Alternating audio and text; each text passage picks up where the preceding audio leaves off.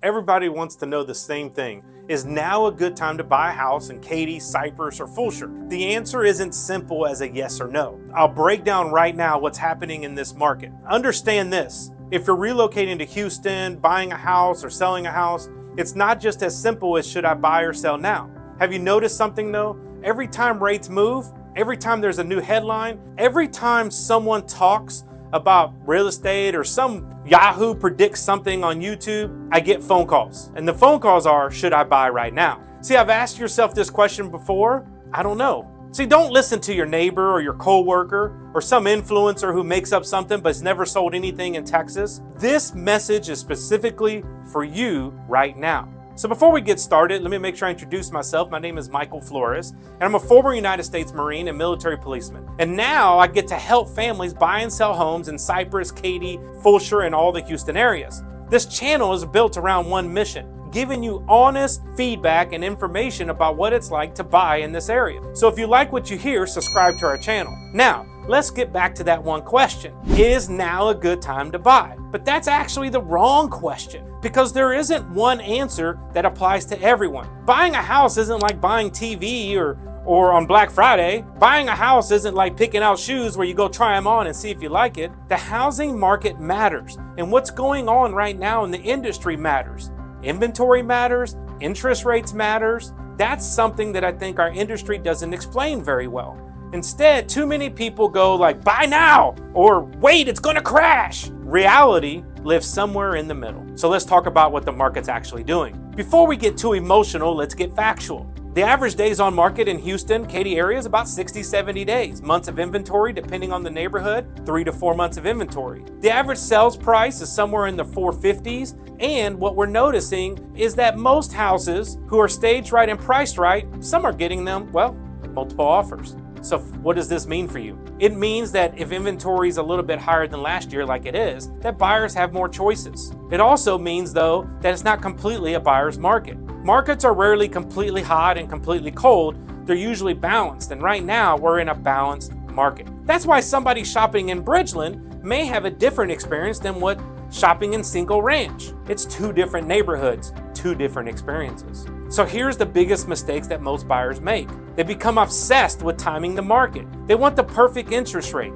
They want the perfect price, the perfect economy, the perfect yard, the perfect pool. Perfect doesn't exist. It's fake. It's not real. If you wait for everything to line up perfectly, you're never going to buy anything, because something is always off. Either the rates are too high, or the politics are wrong, or the economy isn't right, or maybe your job feels unstable, or maybe you don't like who's elected, or maybe the inflation isn't right. There's always something to wait on. Always. But guess what? It actually costs you a lot of money. Let's calculate what very few people are willing to talk about, which is the cost of waiting. You see, most buyers think about purchasing price. Very few think about opportunity cost. Imagine you're paying $2,500 a month in rent. That's $30,000 a year, my friends. That's $150,000 in 5 years. And guess what? You own nothing. No equity, no appreciation, no leverage, no savings, nothing. Meanwhile, someone who purchased a home may have been building principal with every payment. They've built equity.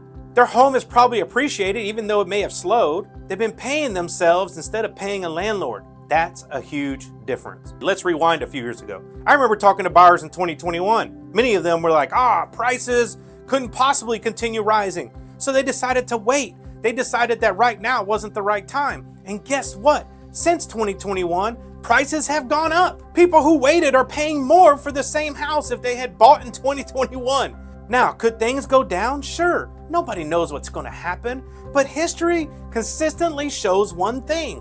And that one thing is that trying to time the market is a foolish game. Owning real estate historically has always been one of the best ways to ensure that we have created an asset.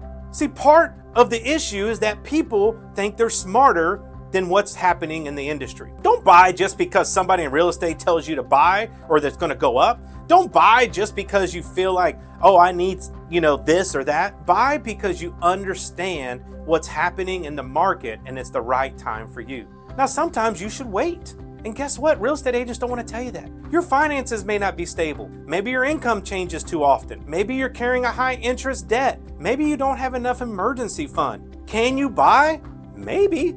Should you buy? That's a different question. I would much rather help someone save the money, get financially strong so that they buy a property and do not feel financially overwhelmed. We don't want to create anxiety. We don't want to be house poor. We want to purchase a home and feel good about the life we live. See, there's something interesting I noticed. People become comfortable making temporary payments, so rent feels safe, but they become uncomfortable during permanent payments because it's unfamiliar. The fear of making the wrong decision becomes greater, and they eventually say they're going to buy, but then they eventually don't because years go by and the prices continue to rise. So when buyers ask me, Michael, what should you do? What would I do? I ask them 5 questions. Here are 5 questions to ask yourself. How long do you plan to stay? How stable is your income? Do you have an emergency fund? And will your monthly payments still allow you to enjoy your life? Notice what's missing? I'll never mention interest rates. I'll never ask them, what do you think about the economy? Because the loan is the one piece of the equation.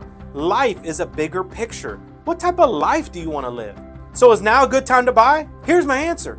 If you're financially prepared, if you plan to stay in your current home 5 to 7 years, if buying improves your future with your family, and if buying helps your lifestyle, then do it. Don't do it just because the headlines tell you to. Don't do it just because some coworker said to. And don't do it just because some guy like me says you should. When you're ready, the truth is, that's when you buy. When you're ready, it doesn't matter what the interest rate is. When it's ready, it doesn't matter what the economy says. It doesn't matter who the president is. And honestly, you will never feel completely ready because the question isn't, are things perfect? The question is, what kind of life do I want to live? And can I live my current life in buying a new property? In other words, what does your lifestyle afford? If you're thinking about buying a house in Katy, Cypress, Fulshear, or Brookshire, no pressure, no sales pitch, give me a call. We'll have an honest conversation about what it takes to purchase.